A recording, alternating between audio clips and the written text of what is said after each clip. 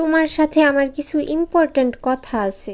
Important কথা ছাড়া কি আর তোমার কোনো কথা নাই? সব সময় শুধু ইম্পর্টেন্ট কথা নিয়েই আমার কাছে আসতে হয়। এটা অনেক ইম্পর্ট্যান্ট কথা।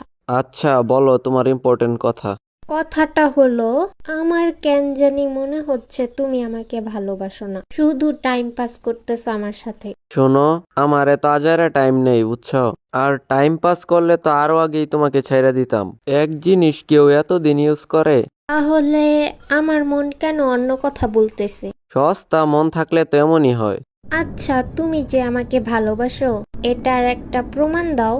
তোমাকে খেয়ে দেওয়ার পরও এখনো তোমার সাথে ব্রেকআপ করিনি, আর এটাই হলো আমার ভালোবাসার প্রমাণ। ও হ্যাঁ, তাই তো। এটা তো ভেবে দেখি নাই। তোমার মাথায় তো ব্রেনই নাই, ভাববা কিভাবে? সব সময় অপমান করবা না, বুঝছো? আমি সত্যি কথা বললেই অপমান হয়ে যায়? এমন অপমান করো বলেই তো সন্দেহ হয়, মনে হয় তুমি আমাকে ভালোই বাসো না। অপমান করার সাথে ভালোবাসার কি সম্পর্ক? অনেক সম্পর্ক আছে। যদি আমাকে সত্যি সত্যি ভালোবাসতা তাহলে আমাকে এত অপমান করতে না।